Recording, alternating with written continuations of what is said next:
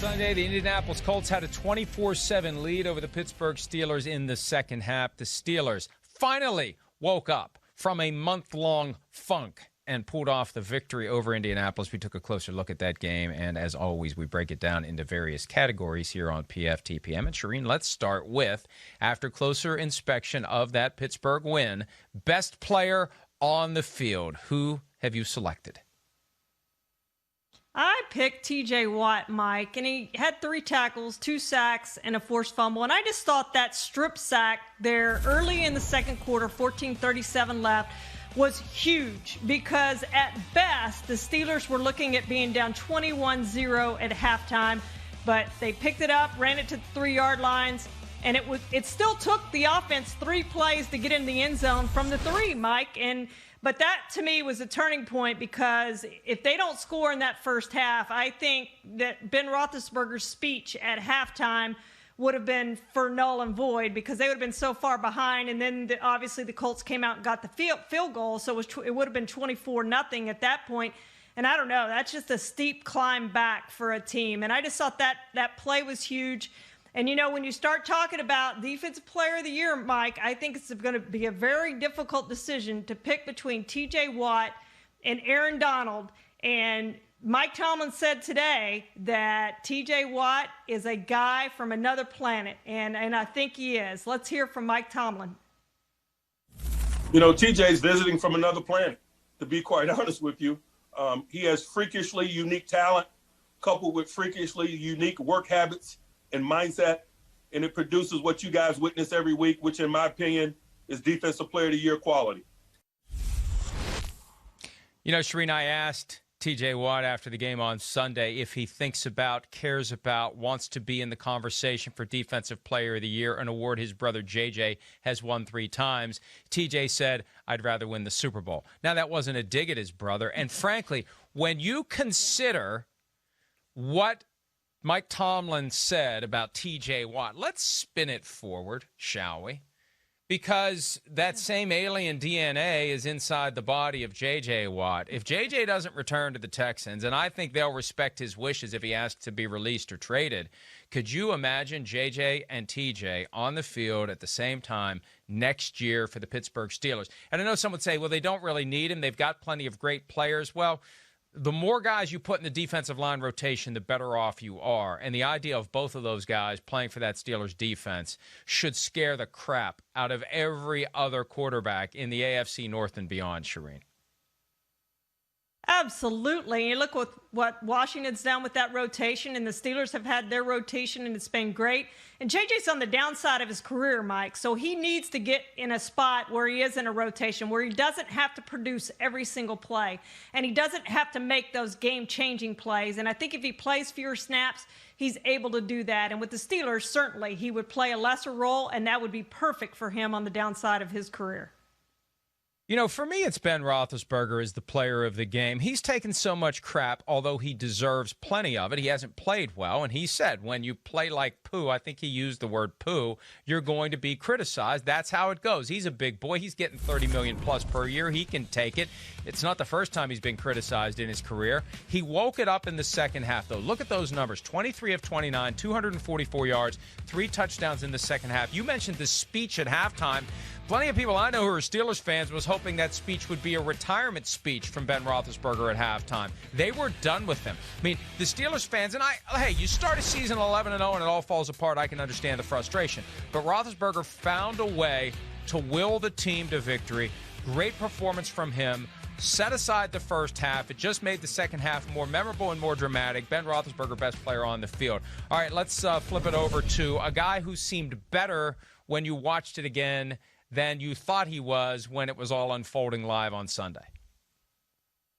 Well, Mike, I think it's Jonathan Taylor, and we kind of forget him in the rookie talk of how good these rookies are, this rookie class. And it looks like an outstanding rookie class.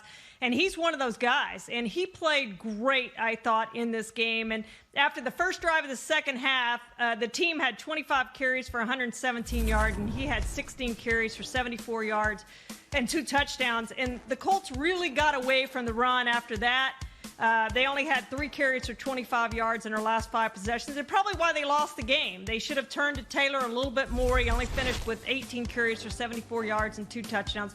But I thought he played a really solid game, and they just needed to give him more chances late, Mike, to have a chance to win the game. Yeah, for me, it's Eric Ebron, just because this narrative has really taken root that he's not very good, that he drops too many balls. And look, he's the last guy drafted before Aaron Donald and Odell Beckham Jr. back in 2014, and he's never going to live that down, at least not in my mind. But he had a solid game, and he had one of the touchdowns on the way back, the second touchdown that pulled it to, what was it at the time? 24-7. It made 24-21. My math is for a change correct. 24-21, and really created the first sense that the Steelers are going to pull this damn thing out. And, no drops.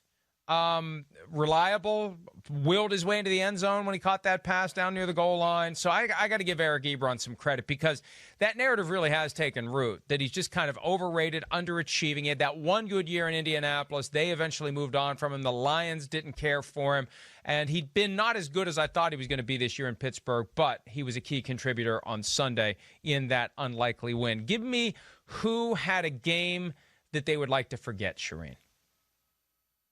Well, Mike, I thought it was the Colts secondary. In the second half, they had 4 huge penalties. There were 3 defensive pass interference penalties and an illegal contact, and it was 53 yards that they flat out gave the Steelers, and it was 3 different players. Xavier Rhodes had 2 of the penalties. T.J. Carey had 1, and Kenny Moore had 1, and they really spread it around. But they did just a terrible job, as Ben threw for 342 yards in those 3 touchdowns. And a lot of that damage, as we saw, came in the second half against the secondary that just couldn't find a way to get the Steelers off the field. Yeah, and I'm going to stick with a unit as well. I thought about the front 7 of the Colts defense, but since you took the secondary, I'll give them a break. I'm going to flip it over. And one of the things Sims has been saying for the past few years, with all this talk about the wall that's being built along our southern border, he talks about the wall that's being built in Indianapolis in the form of their offensive line. And the wall did not hold on Sunday against the Pittsburgh Steelers. 5 sacks of Phillip Rivers. The offense went into a funk.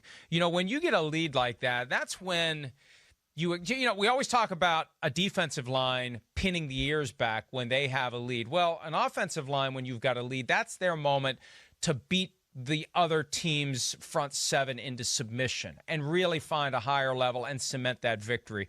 And we can blame Phillip Rivers and blame the receivers and blame the defense and blame this and blame that. But to the extent that this is an elite offensive line, they didn't play that way on Sunday, and I think they very much would like to forget how things unfolded. All right, one more topic coming out of our rewatch. A play to take a closer look at, Charean. Which play, of all the plays in that game of 2 different halves, very different halves, which one did you select?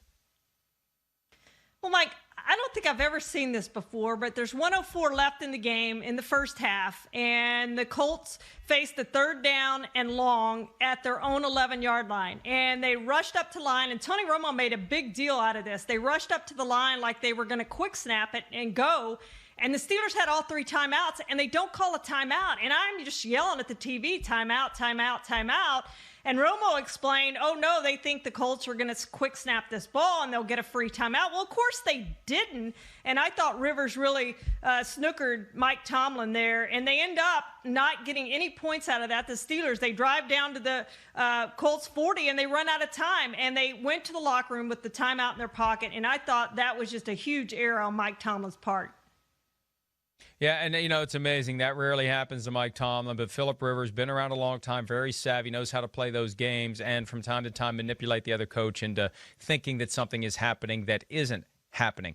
What registered for me and the game and the play in the game that I think was clearly the turning point, after the Steelers drive down to the 2, and it's 4th down, and instead of taking the field goal and making it 24-10, a 2-score game at that point, they decide to go for the end zone, and it doesn't work. And that was where, and on a Sunday, when I'm up here in the studio watching the full grid of games that is being piped in from Connecticut, and in the upper left corner was the Steelers-Colts game, right after that play, that's when I say, okay, you may as well turn that one off. This one's over. The Steelers had their chance. Their backs have been broken.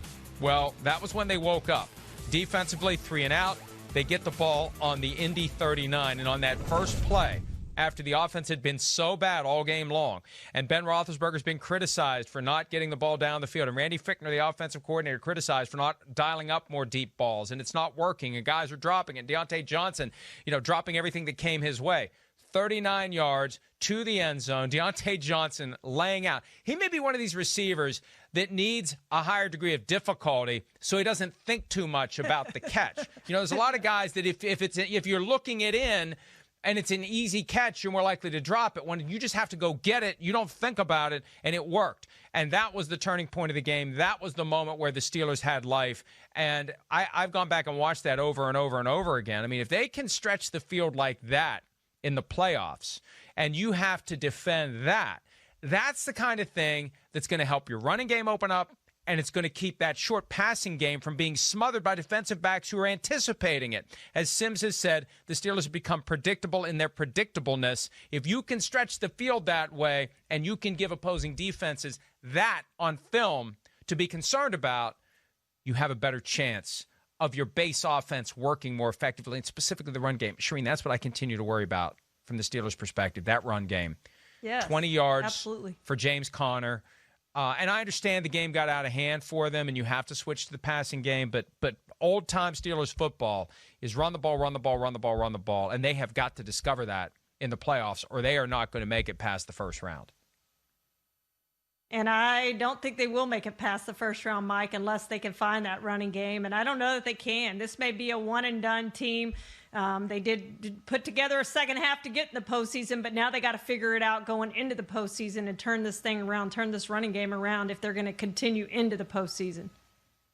With one game left, and there's so many permutations, the Steelers would never admit this, but I suspect that they do not want to cross paths with the Ravens in the wild card round, because Absolutely. I believe the Ravens, number one, are the better team. Number two, grossly outplayed the Steelers in Week 8, grossly outplayed them. The Steelers somehow won the game.